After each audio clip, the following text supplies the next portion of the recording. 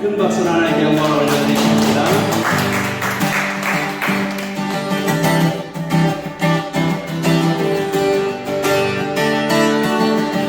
내가 매일 기쁘게 순례의 길을 행하는 주의 팔이 나를 안보하니요.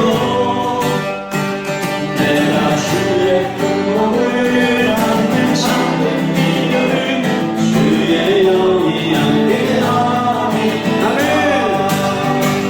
성령이 계시네.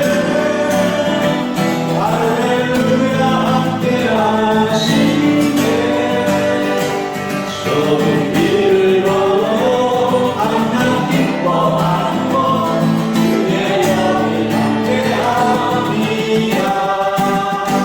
저는 죄에 빠져서 평안함이 없을 때 예수 십자가의 공로를 믿어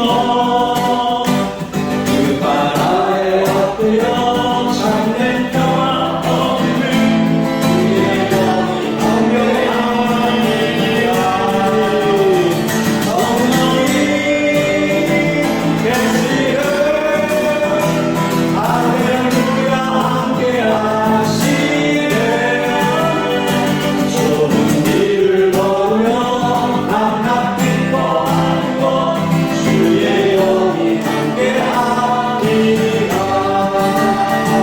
나와 동행하시고 모든 격려하시니 나의 숲의 새와 같이 기쁘라. 내가 기쁜 마음으로 주의 뜻을 행하고 주의 영이 함께합니다. 성령이 계시네.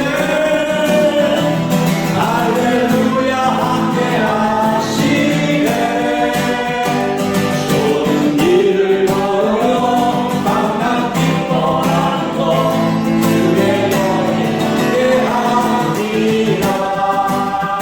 세상 모든 욕망과 나의 모든 정욕은 십자가의 이기. 아멘이십니까? 밤이 지나고 누가 훔친 벗으니 주의 영이 함께하니 성령이 계시네. 할렐루야 함께하시네. 좁은 길을 걸으며 밤낮 기뻐하고 주의 영이 함께하니라.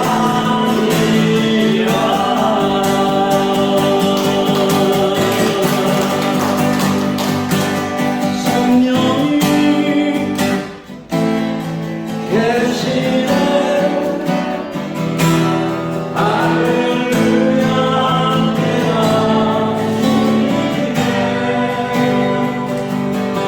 좁은 길을 걸어 밤낮 기뻐하고 주의 영이 함께하니.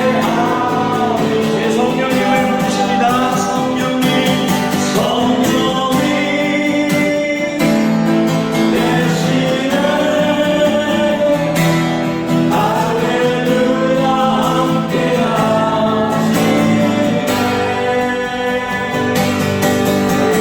길을 걸으며 밤낮 기뻐하고 주의 영이 함께하니라. 우리 기도하겠습니다.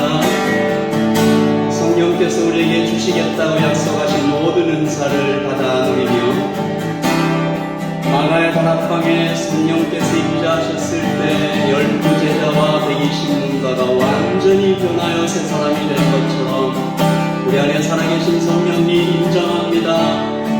사랑합니다. 더욱 역사하소서. 나를 새 사람 되도록 완전히 바뀌는 새 사람 되도록 주님을 바라보는 눈을 열어주시고 귀를 열어달라고 성령님께 기도합니다. 성령님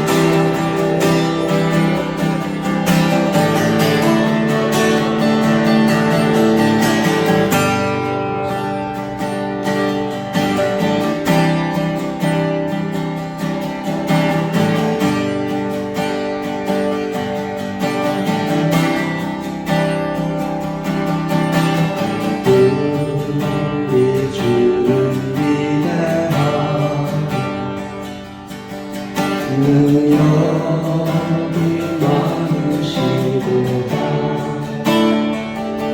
그의 지혜 무궁한 인자는 영원하도다 산천에 꽂히시고 산천을 사계시도다 별들의 수를 세시고 이름을 붙이셨도다 그가 구름으로 하늘을 덮으시며 나를 위하여 준비하시니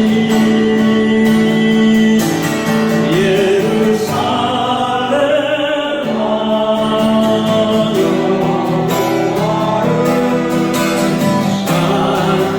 찬송할지어다 내 하나님을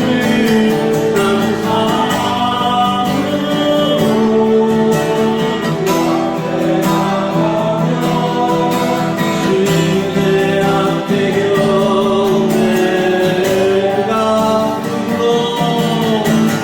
그가 구름으로 하늘을 덮으시며 나를 위하여 준비하시니가 구름으로 하늘을 덮으시며 나를 위하여 준비하시니 예루살렘아 여호와를 찬송할지어다 내 하나님을 감사하며 그 앞에 나가며 주님의 앞에 경배 주님을 눈으로 보듯이 예루살렘아 여호와를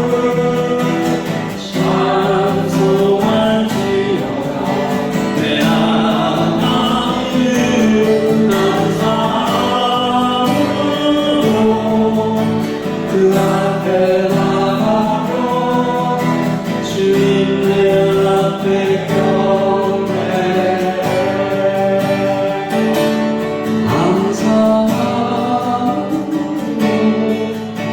그 앞에 나가며 주님의 앞에 경배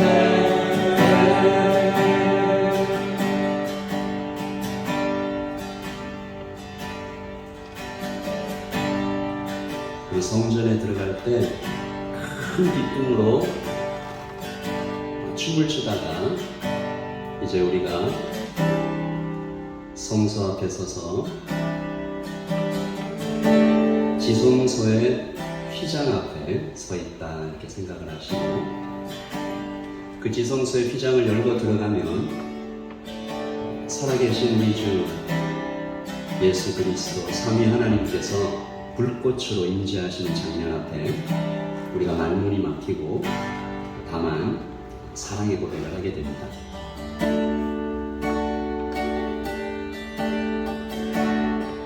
예수 사랑합니다. 예수 사랑합니다. 사랑합니다. 온 마음 다하여 오직 주님 한 분만 간절히 원합니다. 예수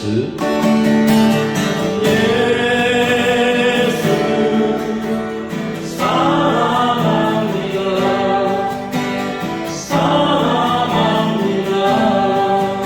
온 마음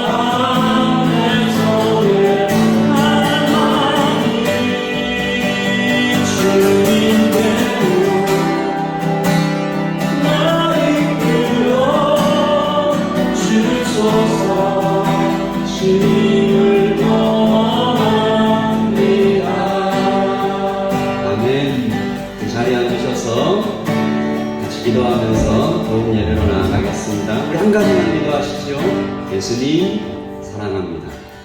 예수님께서 나를 사랑해 주신 것만큼은 감히 비교도 할 수 없지만 그래도 예수님을 사랑합니다. 그렇게 기도하십시다.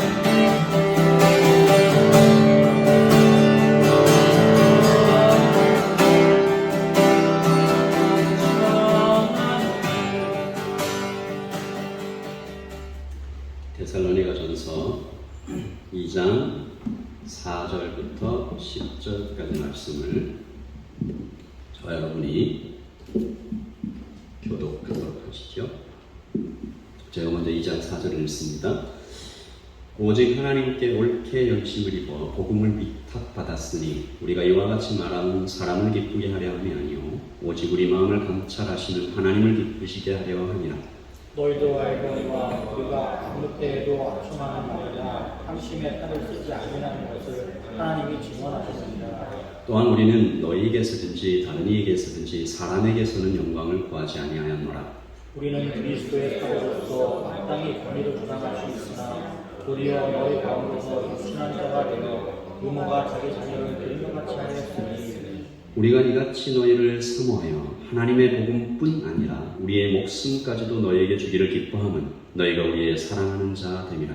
형제들아 우리의 수고와 애쓴 것을 너희가 기억하니 너희 아무에게도 피를 끼치지 아니하고 밤낮으로 일하면서 너희에게 하나님의 복음을 전하였느니라. 같이 읽을까요? 우리가 너희 믿는 자를 향하여 어떻게 거룩하고 옳고 흠없이 행하였는지에 대하여 너희가 증인이요 하나님도 그리하시도다. 아멘. 하나님의 말씀입니다. 우리 한 번 더 읽으시면서 묵상하시겠습니다. 후안 카를로스 오르티즈라는 목사님이 계시는데 그분이 자신의 책 주님과 동행하십니까? Living with Jesus Today 라는 책에서 이렇게 말했습니다. 만년 갓난아기 성도들이 있습니다. 수년 동안 혹은 수십 년 동안 설교를 꼬박꼬박 들었는데도 전혀 변화가 없는 성도들이 있습니다. 목사는 어제나 오늘이나 여전히 그들의 하나하나를 돌보아 주어야 합니다. 기저귀가 젖었는지 가끔 들춰보아야 하고 토닥토닥 베이비 파우더도 발라주어야 하고 우유는 너무 뜨겁지 않은지 불에 대보아야 합니다. 주님은 우리를 십자가의 군병, 즉 군사라고 말씀하셨지만 어떤 교회들은 군대라기보다는 차라리 신생아들로 가득 찬 산부인과 병원처럼 보입니다.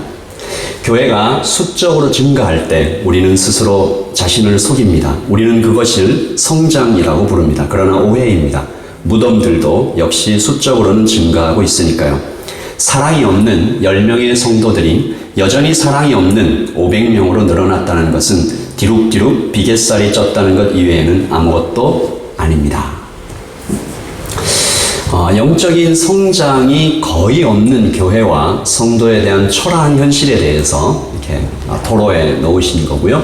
사실 여러분이 이야기를 들으시면 남의 얘기 같지 않다. 우리 주위에서도 곳곳에 많이 보인다. 이런 생각하실 수 있습니다. 하지만 생각해보면 이것은 아주 기괴한 일인데요. 이상한 일입니다. 생명이 태어나면 성장하는 것은 너무나 당연한 일이어서 어떤 집에 아이가 태어났는데 5년이 지나도 10년이 지나도 이 갓난아기의 모습으로 그대로 있다면 그의 부모님들의 걱정은 이만저만이 아닐 것입니다. 온 병원을 다 찾아다니시겠죠. 성장하는 것은 너무나 자연스러운 것입니다. 그러므로 성장은 힘겨운 노동이라기보다는 초인적인 의지나 영웅적인 행동이라기보다는 결과며 반응인 것이죠. 요한복음 15장에서 예수님께서 이렇게 말씀하셨습니다. 너희는 가지요, 나는 포도나무다. 아직 안 나와도 됩니다. 예수님께서 나는 포도나무요 너희는 가지다 라고 얘기하셨을 때 여러분 한번 질문해 볼게요. 예수님은 이 요한복음 15장에서 나는 포도나무요 너희는 가지다 라고 얘기를 하시면서 영적인 성장을 하기 위해서, 즉 가지된 우리가 열매를 맺기 위해서 뭘 해야 된다라고 얘기하셨나요? 꼭 해야 되는 거. 가지된 우리가 영적으로 성장하기 위해서, 좋은 열매를 맺기 위해서 뭘 해야 된다라고 얘기하셨을까요? 여러분 아무 말씀이 없으신 것 같은데요. 정답입니다. nothing. 아무것도 없습니다. 예수님은 가지가 열매 맺기 위해서 해야 될 것은 없다. 그리고 할 수 있는 것도 없다. 가지는 포도나무에 잘 붙어 있기만 하면 자연스럽게 성장한다. 열매를 맺는다. 그래서 참 쉬워 보이죠. 붙어 있기만 하면 열매가 당연히 맺힌다고 하시니까 참 좋다. 근데 바로 그 점 때문에 영적 성장은 뒤집어 얘기하면 굉장히 무시무시한 말씀으로 다가올 수도 있습니다. 실제로 주님께서 굉장히 두려운 말씀을 요한복음 15장 6절에 시작. 사람이 내 안에 거하지 아니하면 가지처럼 밖에 버려져 마르나니 사람들이 그것을 모아다가 불에 던져 사르느니라. 태워버린다. 영적 성장이 없는 교회와 성도들은 그렇게 태워져 버리는, 밖에 버려져 말라버리는. 그래서 우리가 왜 열매가 없을까, 왜 성장이 없을까 한번 생각을 해보면 두 가지 이유밖에 없는 것 같아요. 가지가 포도나무에서 이미 끊어져 버렸든지, 아니면 그 가지가 병들어서 이 가지 이렇게 나무에서 올라오는 영양분이 공급이 안 되든지, 뭐 두 가지 이유밖에. 그 어느 쪽이라도 참 불쌍한 상태인데, 사도가 에베소 교회에 편지를 쓰면서 이 영적인 성장이 없는 성도들에 대해서 안타까운 그 비참함에 대해서 이렇게 얘기했습니다. 에베소 4장 14절이죠. 시작. 이는 우리가 이제부터 어린아이가 되지 아니하여 사람의 속임수와 간사한 유혹에 빠져 온갖 교훈의 풍조에 밀려 요동하지 않게 함이라. 어린아이 같은 거야. 그러니까 이 말씀을 어떻게 우리가 해석할 수 있냐면, 성장하지 않으면 이건 굉장히 부자연스러운 것인 동시에 위험하다. 여기서 어린아이라는 말은 순수함의 상징으로 쓰여지지 않았습니다. 약함, 그리고 실수를 많이 함, 잘 속고 유혹에 쉽게 빠지고 작은 공격에 높아지고 누가 사탕 준다고 그러면 따라가고 넘어지고 끌려다니고, 이 사탄이 가스라이팅을 하는 거예요. 데려가 버리는 거죠. 불쌍하고 비참하다. 바라보시는 주님의 마음도 찢어진다. 그러므로 영적 성장은 우리 주님께서 너무나 간절히 바라는 우리에게 향한 하나님의 뜻입니다. 그래서 우리 라이트처치 성도님들께서 영적으로 성장하기 위하여 계속해서 하나님의 말씀을 가까이 하고 훈련에 참가하시고 하는 것이 참 대단하시다, 너무 좋다라는 생각이 듭니다. 여러분, 성장한다라는 것은 이런 것이죠. 어린아이는 받아 먹기만 합니다. 그런데 청소년이 되고 청년이 되고 어른이 되면 누군가를 먹이기 시작한다는 거죠. 누군가를 먹여주고 돌봐주는 영적인 어른으로 우리가 성장해 가야 한다는 것입니다. 여러분은 지금 누구를 돌보고 계시나요? 어떤 사람을 영적으로 이렇게 기도해주고 돌봐주고 전화도 하고 그분이 영적으로 성장할 수 있도록 간절한 마음으로 돕고 계신지 모르겠습니다. 그래서 오늘 우리가 하나님의 말씀을 대하면서 영적인 어린아이에서 벗어나 영적인 아이로 든든히 서갈 수 있도록 하나님의 말씀을 우리 마음에 새겨서 그 힘까지 공급받는 오늘이 되기를 바랍니다. 오늘 우리가 읽은 본문은 데살로니가 교회에 쓴 사도의 편지입니다. 사도는 억지로 그 교회를 떠나야만 했어요. 유대인들이 와가지고 박해를 했거든요. 그러니까 교회가 든든히 세워져 가는 것을 보지 못하고 쫓기듯이 떠나와야만 했습니다. 그러니까 편지를 쓰는 사도의 마음은 마치 아기를 낳은 지 얼마 되지 않았는데 강제로 이렇게 분리돼서 아기를 보지 못하는 어머니 같은, 아버지 같은 마음이 꽉 차 있어요. 오늘 우리가 이 데살로니가 전서에 나타나 있는 사도의 영적인 아비의 마음 살펴보고 우리가 이 기도를 올려드리면 좋겠어요. 저를 한번 따라서 해주시죠. 주님, 저에게도 영적 아비의 마음을 주십시오. 한 번 더요. 주님, 저에게도 영적 아비의 마음을 주십시오. 아멘. 자, 사도가 첫 번째로 얘기한 영적 아비의 마음은 이것입니다. 같이 시작. 잊혀지고 사라지고. 여러분, 바누아투 같은 이 선교지 오지를 가면 가장 필요한 것이 뭘까요? 여러 가지가 필요하겠지만 제가 선교지를 갔을 때 어느 곳이나 에센셜하게 시급하게 필요했던 것은 물이었습니다. 선교사들이 그래서 각 마을에 도착을 하면 가장 먼저 그 지방에 좋은 물, 깨끗한 물, 그래서 대체로 산속에서 오는 좋은 물을 공급하기 위해서 파이프라인을 설치하는 경우가 많이 있습니다. 파이프라인을 쭉 연결해서 그 마을 중심에서 이제 물이 확 쏟아져 나오기 시작하면 사람들이 막 춤을 춰요. 그 원주민들의 춤 있지 않습니까? 막 춤을 춰요.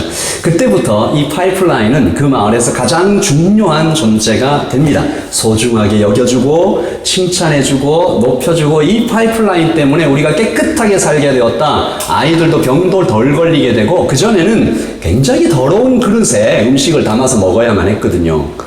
그런데 바로 이 지점에서 만약에 파이프라인에게 인격이 있다면 오해가 시작되는 거죠. 무슨 생각을 할까요? 내가 꽤 중요하구나.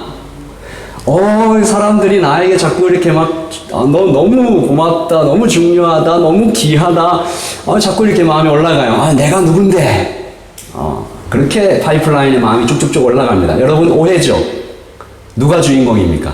물이 주인공이에요. 파이프라인은 다만 그것을 전달하는 수단이죠. 이것을 잊어버리고 파이프라인이 자기 생각을 그 물에 섞기 시작하면 굉장히 큰 문제가 생깁니다. 생각을 해봤어요. 물맛이 좀 심심하다. 설탕을 좀 섞어볼까?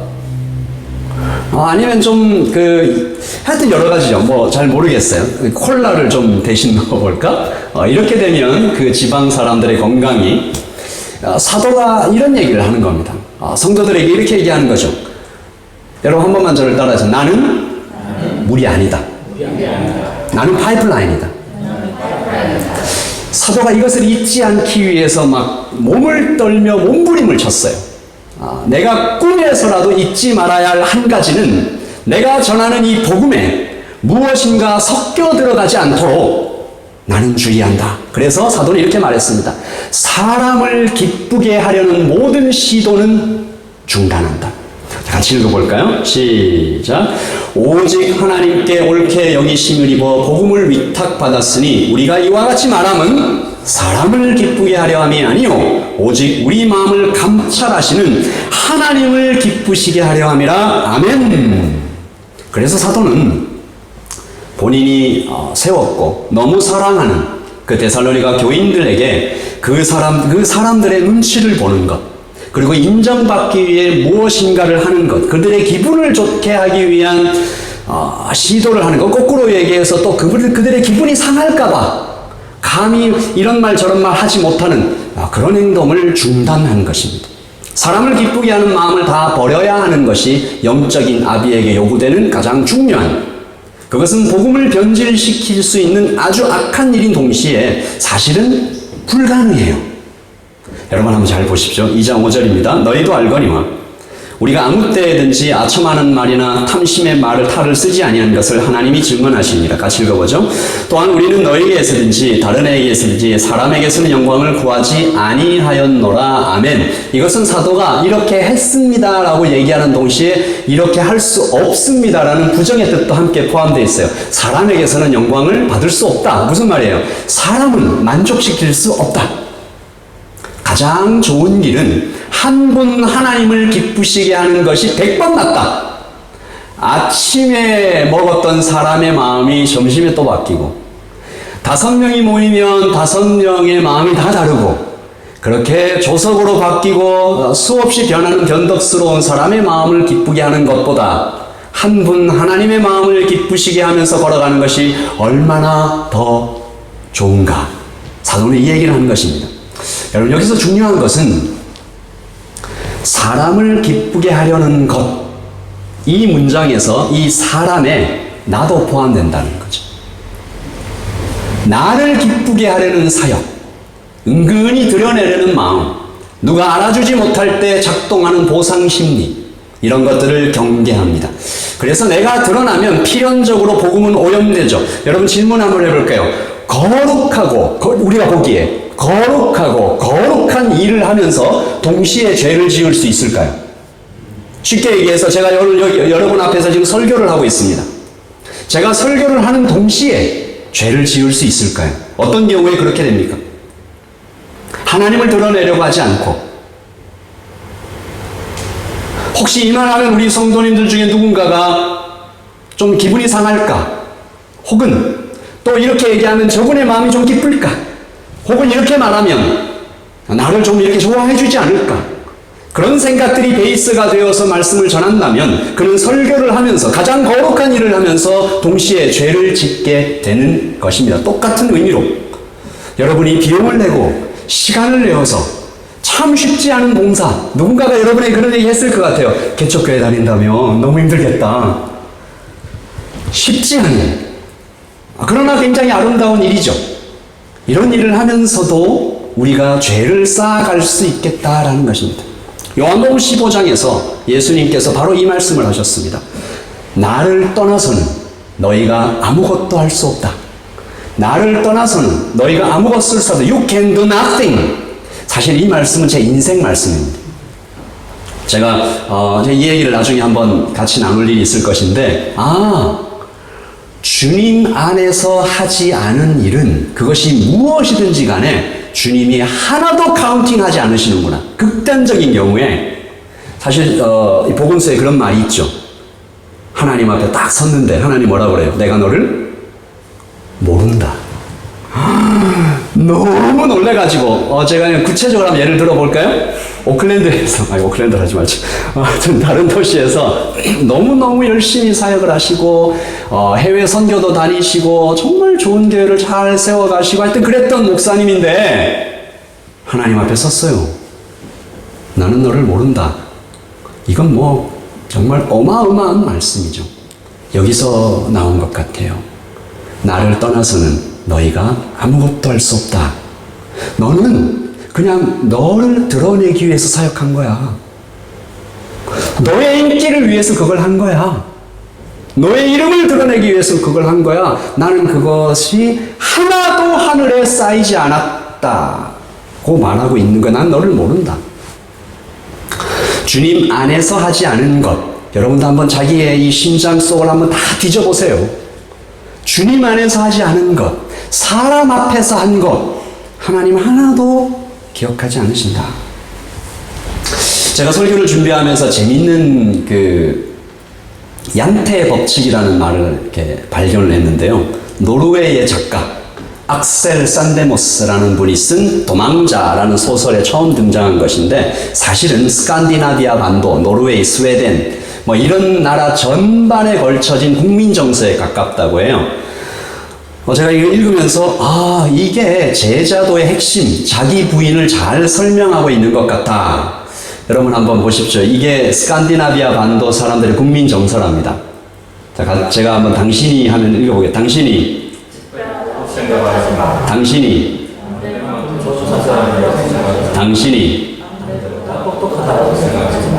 기분이 별로 안 좋은 것 같은데 좀 크게 읽어주십시오. 당신이 안다고 생각하지 마라. 당신이 남들보다 중요하다고 생각하지 마라. 이렇게 생각하면서 살아가고 있답니다. 그 나라 사람들은. 그래서 이 큰 갈등이 없대요. 그래서 정말 이 나라의 국민 정서가, 질서가 잘 잡히고 이런 면이 있다고 했는데, 저는 이게 복음이 되려면 이 말을 좀 바꿔야 될 것 같아요. 당신이가 아니고 뭐로 바뀌어야 되겠습니까? 나는, 이렇게 바뀌어야 되겠죠. 그래서 혹시 여러분 이거 제가 오늘 말씀을 드렸는데 집에 가서 사용하시면 안 됩니다. 나는, 내가 남들보다 특별하다고, 좋은 사람이라고, 똑똑하다고, 낫다고 생각하지 않는 것, 거기서부터 복음의 자기 부인, 그리고 사람을 기쁘게 하지 않으려는 사역, 나조차도 잊어버리는. 여러분 혹시 또 오해하실까봐 이런 말도 드려야 되겠습니다. 나를 쓸모없이 여기라는 말은 아니죠. 지난주에 팀 켈러의 말을 제가 소개해 드렸는데, 겸손은 나를 낮추는 것이 아니라 나를 잊어버리는 것이다. 나에 대해서 점점 덜 생각하는 것이다. 그런 의미에서 교회도 잊혀지기를 바라고 나도 잊혀지고 사라지게 되기를 바랍니다. 라이트 처치가 하나님 앞에서 세우신 너무나 귀하고 아름다운 교회지만 우리가 무엇을 할 때 라이트 처치의 이름이 사라질 때 기뻐하고, 와, 예수님의 이름만 기억되었구나, 너무 좋다, 오직 주님만 선명히 남아 가슴에 새겨지기를. 그래서 우리는 날마다 이 말을 되새기고, 나는 물이 아니다. 누군가가 나를 칭찬할 때, 누군가가 나를 높일 때, 나는 물이 아니다. 나는 파이프라인이다. 그것도 무공의 플라스틱으로 만들어서 시간이 지나면 분해되고 휘발되는, 그런 플라스틱이다. 완전히 사라지는. 그것을 잊지 않는. 그래서 하나님께서 기뻐하시는 우리의 삶을 하나님께 드리는 여러분이 되시기를 예수님의 이름으로 축복합니다. 두 번째, 같이 읽어보자. 시작. 목숨까지도 내어주며. 점점 좀 심해집니다. 나는 파이프라인입니다 라고까지만 고백해도 그 성도 정말 훌륭하죠. 이 정도면 정말 충분할 것 같다라는 생각이 들어요. 그런데 사도가 거기서 멈추지를 않아요. 어디까지 갑니까? 영적 아비는 이렇게 살아야 된다. 2장 7절. 우리는 그리스도의 사도로서 마땅한 권위를 주장할 수 있으나 오히려 너희 가운데서 시작. 유순한 자가 되어 유모가 자기 자녀를 기름과 같이 하였으니. 유모라고 번역되어 있지만 사실 원문에 보면 어머니입니다. 어머니 어떤 사랑을 얘기하는 걸까? 그냥 격려해주고 공감해주고 돌보는 그런 사랑의 차원인가? 아닙니다. 8절에 보시면 시작. 우리가 이같이 너희를 사모하여 하나님의 복음뿐 아니라 우리의 목숨까지도 너희에게 주기를 기뻐함은 너희가 우리의 사랑하는 자 됨이라. 누구에게 쓴 편지예요? 데살로니가 교인에게 쓴 편지. 사도와 사도의 동역자들이 한 마음으로 사도와 디모데와 또 이런 몇 명의 동역자들이 이 목회팀에서 편지를 쓴 겁니다. 우리는 우리의 목숨까지도 기꺼이 너희들에게 기쁨으로 내어주기를 원한다. 가능합니까? 여러분이 한 영혼은 이렇게 마음에 품었어요. 옆집에 누구, 혹은 한국에 있는 누구, 내 친구, 직장에 있는 누구를 이 사람 정말 예수님 전해야 되겠다. 혹은 아직 복음이 좀 믿음이 연약한데 이 사람 좀 성장하면 좋겠다. 그래서 하나님께서 그 사람 자꾸 생각나게 하셔서 가슴에 품었어요. 파이프라인인 것을 기억해요. 나는 드러내지 않고 내가 그 사람을 위해서 막 커피도 사주고 음식도 사주고 사랑을 많이 베푼 거 다 잊어버리려고 노력해요. 그냥 예수님만 기억하면 좋겠다. 너무 훌륭하잖아. 근데 사도가 그 정도 아니라는 거예요. 목숨을 내어놓으래요. 가능합니까? 이 말씀이 우리에게 굉장한 충격을 주는 거죠.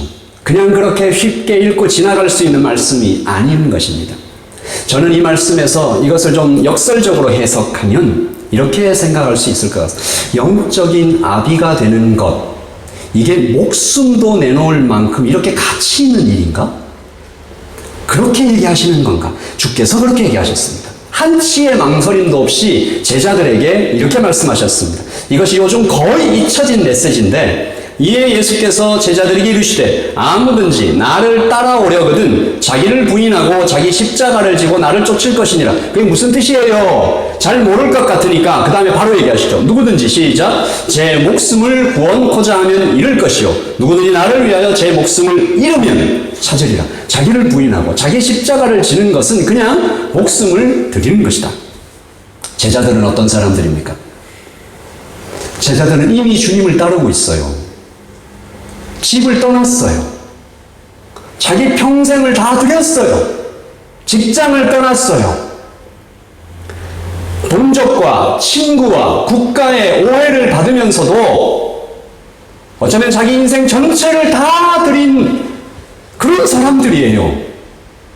그런데 그런 사람들에게 아직 아니다라고 얘기하죠. 아직도 아니다. 목숨까지도 드려야 한다. 여기에 복음에 아주 중요한 진리가 있습니다. 여러분, 주님을 따르는 것은 이렇게 엄청난 가치가 있는 일인 것이죠. 목숨을 내놓아도 좋을 만한 그런 일이 주님을 따르는 일입니다. 제가 이번에 일주일 동안 코스타에 참석하면서 첫날부터 월요일 날 내려가서 금요일 날 올라왔는데 첫날부터 마지막 날까지 끊임없는 충격을 받았습니다. 사람한테 받았어요. 여러 명이었는데 그 충격의 핵심은 하나였습니다. 이 사람들은 왜 주님을 위해 이렇게까지 나를 쏟아붓나? 간사들이 50명이 40명 정도가 참석했어요. 월요일부터 금요일까지 5박 6일 동안 그렇게 섬겼는데 제가 이렇게 여러 명, 다는 아니겠죠. 네, 이렇게 물어봤어요. 꼬박 6일 동안 총 수면 시간을 다 합쳐도 10시간 정도밖에 안 되는 친구들이 있었어요. 2시간, 3시간을 자면서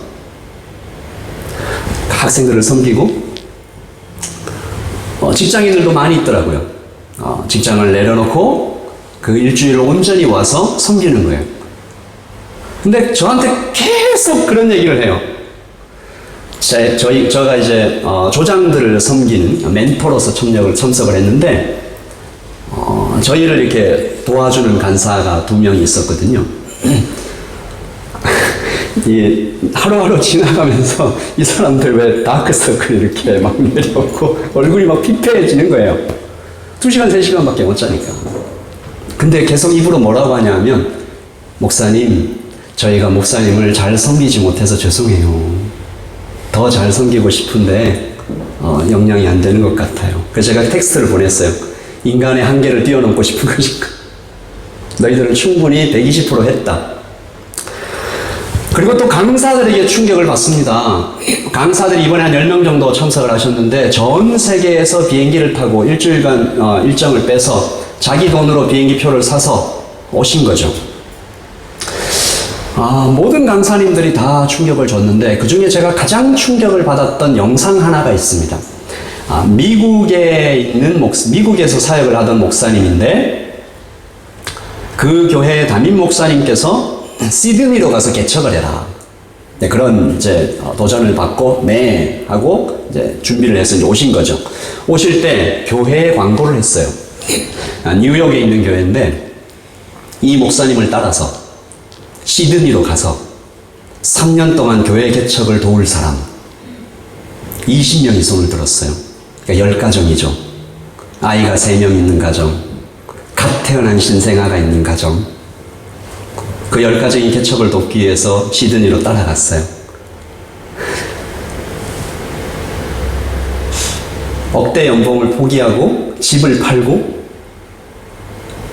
길을 떠난 거죠. 제가 이게 어느 정도의 마음인지 사실 감이 잘 안 오더라고요. 코비드가 막혀가지고 못 온 사람들, 못 오게 된 사람들도 있어요. 그 사람들은 11조를 보내는 거예요. 그리고 어떤 사람은 나이가 너무 많아가지고 시드니에 비자가 안 돼요. 못 들어와요. 근데 45살이 넘었는데 학생이 됐어요. 그래서 18, 20살 같은 되는 청년들과 함께 공부를 하면서 학생 비자를 받고 들어왔어요. 여러분, 예수님을 따르는 것은 이 정도로 가치 있는 일입니다. 한 사람의 인생을 완전히 뚝 잘라서 주님 앞에 다 드립니다. 그분들이 영상을 찍었더라고요. 어떻게 오게 됐습니까? 처음에는 고민했습니다. 지금 너무 좋아요. 너무 기뻐요. 하나님의 교회를, 아름다운 한 교회를 개척하는 일에 저희들의 3년을 하나님이 사용해줘서 너무 감사해요. 스토리들이 많은데 앞으로 조금 더 나누기를 하고요. 그거였어요. 주님을 따르는 것은 이만큼 가치 있는 일입니다. 여러분, 우리가 이것을 발견해야 해요. 영적인 아비가 되는 것, 한 영혼을 품어서 살리고 성장시키는 것은 내 목숨을 주어도 아깝지 않은 일이다. 사도는 이렇게 말하고 있는 거예요. 너무나 자신 있게. 기꺼이. 우리가 말씀을 한번 더 읽겠습니다. 시작. 우리가 이같이 너희를 사모하여. 시작. 우리가 이같이 너희를 사모하여 하나님의 복음뿐 아니라 우리의 목숨까지도 너희에게 주기를 기뻐함은 너희가 우리의 사랑하는 자 됨이라. 아멘. 이 말씀을 우리가 가슴에 깊이 새기고 나에게 보내주시는 한 영혼을 위하여 우리의 시간과 노력과 목숨까지도 주기 위한 우리의 일을 위해서 남은 평생을 드리기를 기뻐하는 우리 라이트처치의 성도님들 되시기를 예수님의 이름으로 축복합니다. 아멘.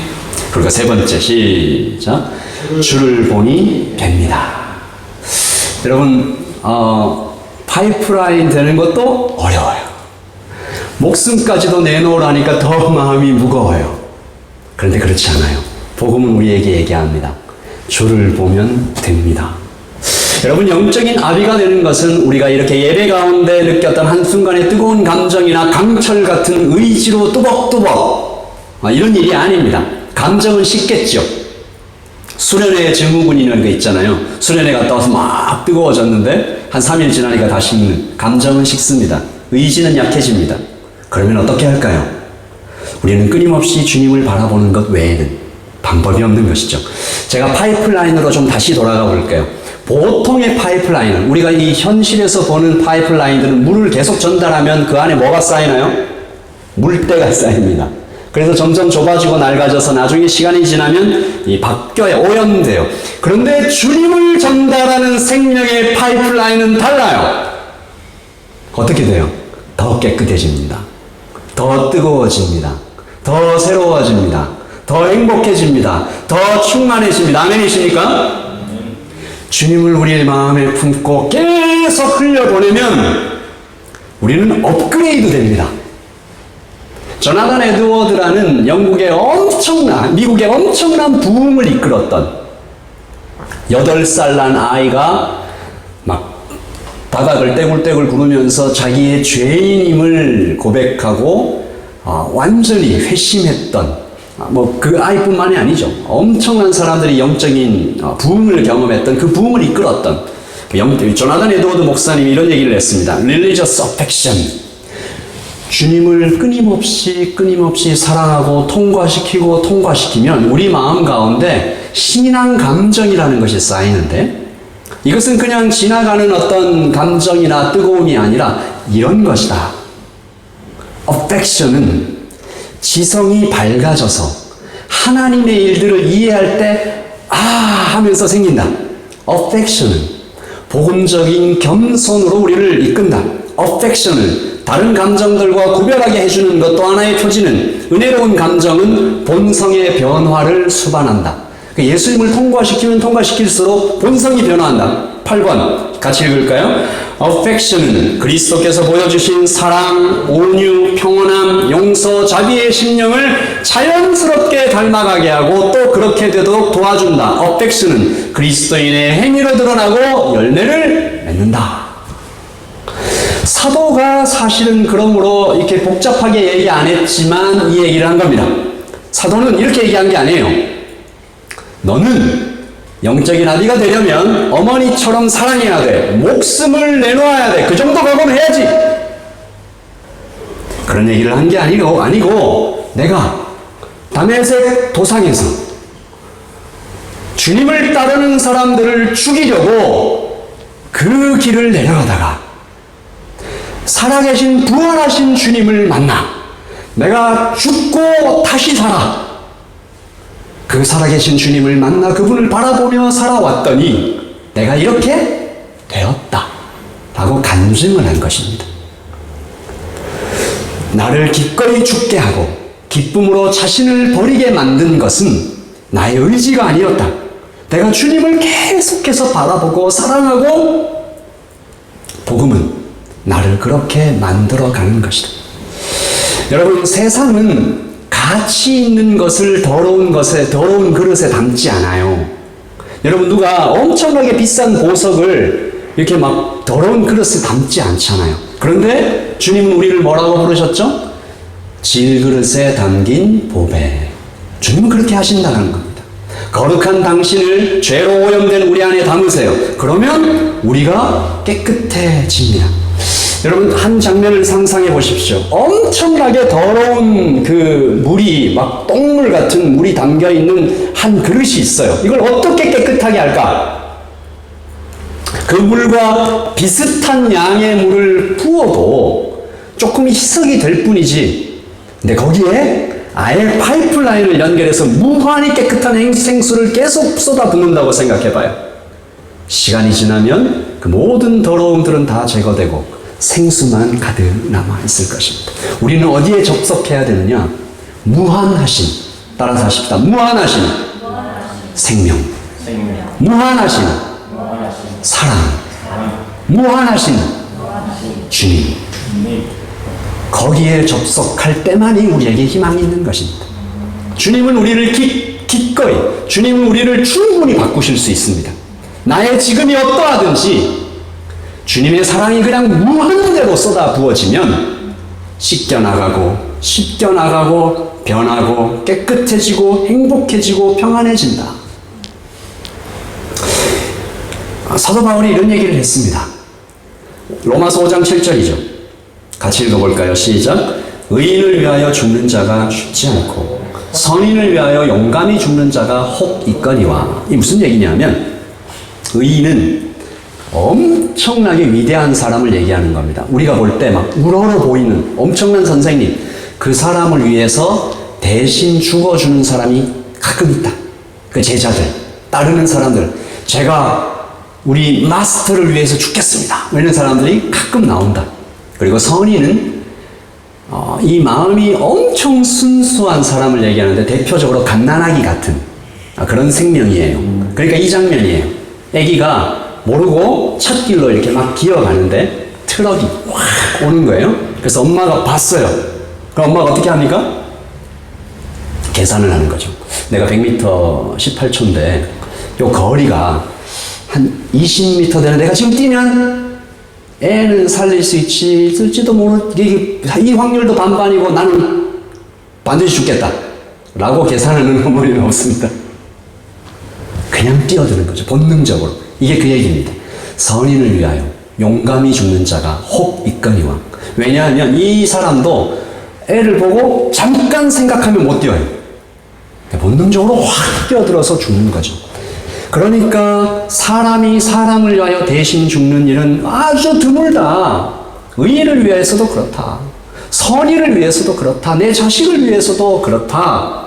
그런데 8절 시작. 우리가 아직 죄인 되었을 때에 그리스도께서 우리를 위하여 죽으심으로 하나님께서 우리에게 대한 자기의 사랑을 확증하셨느니라. 아멘. 저는 감히 말합니다.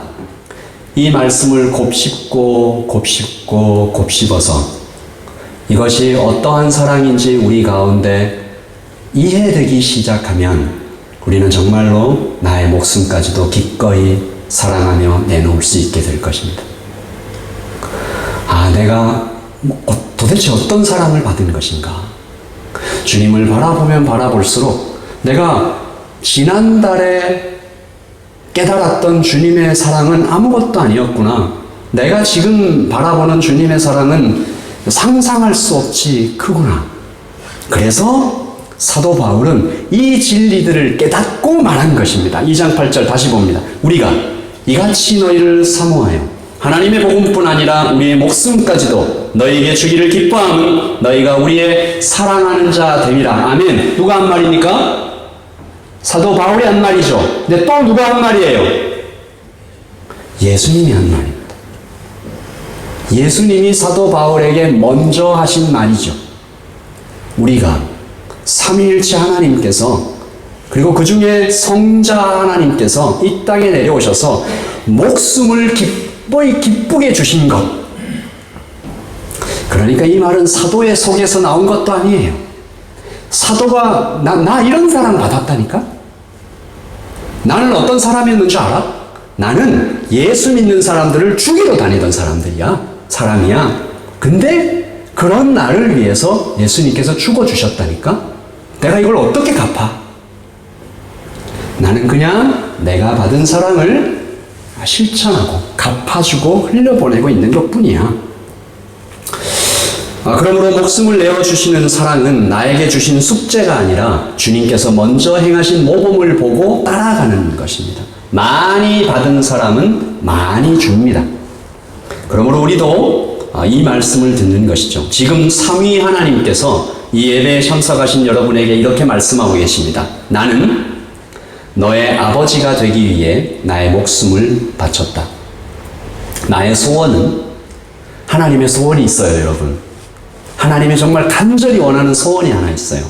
나의 소원은 너가 이 사랑을 깨달아 맛보는 것이다. 이해하는 것이다. 나는 너와 교제하고 싶다. 내가 가지는 천상의 모든 아름다운 것을 너가 받아서 누렸으면 좋겠다. 그리고 너와 연결된 그 사람에게도 이 사랑이 흘러가면 좋겠다. 영적 성장은 그러므로 이 사랑을 깨달을 때 비로소 시작이 되는 것입니다. 우리 마지막으로 이 고백을 드리고 기도하겠습니다. 시작. 나는 내가 생각하는 것보다 훨씬 더 위대한 사랑을 받았다. 아멘이십니까? 나는 내가 상상할 수 있는 그 어떤 것보다도 훨씬 더 위대한 사랑을 받. 이것은 우리의 평생의 고백일 거예요. 여러분이 만약에 신학의 끝까지 공부를 해서 책을 수만 권을 읽고 하나님의 사랑에 대해서 정말 어마어마하게 다 깨달아도 그 다음날 아침에 되면 또 이 고백을 하게 될 겁니다. 나는 내가 생각하는 것보다 훨씬 더 거대한 위대한 사랑을 받았다. 여러분, 제가 이번 코스타를 지내면서 여러분 얼굴을 한 사람 한 사람 떠올리면서 제가 기도를 했습니다. 하나님, 이분 한 분 한 분이 정말로 영적인 아비로서 서게 해 주십시오. 한 영혼을 맡아 혹은 또 한두 영혼, 서너 영혼을 가슴에 품어 그를 위하여 자신의 목숨까지도 내어주며 나를 썩지 않고 주님의 사랑을 흘려보내고 남은 평생을 그렇게 이 세상에서 가장 가치 있는 일을 하다가 주님 만나게 해주세요. 그리고 그 기도를 하면서 제 안에 확신도 들었어요. 그렇게 되겠다. 여러분은 한 사람 한 사람이 라이트 처치에 우연히 오신 것이 아닙니다. 여러분께서 맡아서 품고 사랑하고 돌보고 성장시키고 하나님의 은혜 가운데 위대한 그리스도의 제자가 되게 끌어주어야만 하는 그분들이 있습니다. 여러분만 할 수 있는, 여러분과 비슷하게 신앙의 길을 걸어가며 여러분에게 맡기시는 하나님의 영혼들이 있습니다. 젊은 사람은 자기보다 더 어린 이 땅의 이 세대를 우리가 계속 잃고 있어요. 그 영혼들을 맡아서 사랑으로 돌보며 세워가고, 또 어떤 분은 사랑이 많아서 잘 돌보고 잘 품으시기 때문에 또 그런 분들을 케어하고 세워가고, 그렇게 하나님 안에서 하나님께서 정말 기뻐하시는 일들을 하루하루 살아가다가 우리가 주님을 만나지 않겠습니까? 마지막 날 주님 앞에 서지 않겠습니까? 주님, 저는 데살로니가 전서 2장 8절을 마음에 새기고 살아왔습니다. 여러분, 이 도전을 받으시길 바랍니다. 아주 어린 대학생들이 자신의 어떤 그 욕구를 내려놓고 4박 5일을 와서 정말 잠을 안 자고 섬기는 아이들이 있고, 태평양을 건너서 신생아를 안고 집을 팔고 직장을 떠나 가치 있는 일을 위해서 넘어옵니다. 그리고 우리에게도 하나님께서 그렇게 가치 있는 일을 하라고 부르시는 것이죠. 여러분, 저와 함께 같은 꿈을 꾸어주시고, 우리가 영적인 아비가 될 때 우리가 비로소 더 성장하고 주님 앞에 그 아비의 마음을 알아갈 때 여러분, 하나님께로부터 부어지는 놀라운 것들로 채워질 것입니다. 이제 받아 먹는 영적인 어린아이에서 청소년으로, 청년으로, 아비로 여러분이 계속 성장해 가시기를 예수님의 이름으로 축복합니다. 아멘이십니까? 아멘. 지금은 우리 주 예수 그리스도의 그 크신 사랑과 하나님의 놀랍고 뜨거운 그 은혜와 성령의 함께 하시고 임재하시고 충만하심이 여기에 영적인 아비로서의 비전과 소명을 마음에 받아 준비시켜 주십시오. 주님의 사랑을 더 뜨겁게 부어 주십시오. 파이프라인임을 잊지 않게 해 주십시오. 복음의 깊은 곳으로 나아가 영혼 사랑을 가슴에 품어 주님 앞에 엎드리는 모든 하나님의 백성들 머리머리 위에 지금부터 영원토록 함께 있을지어다. 아멘.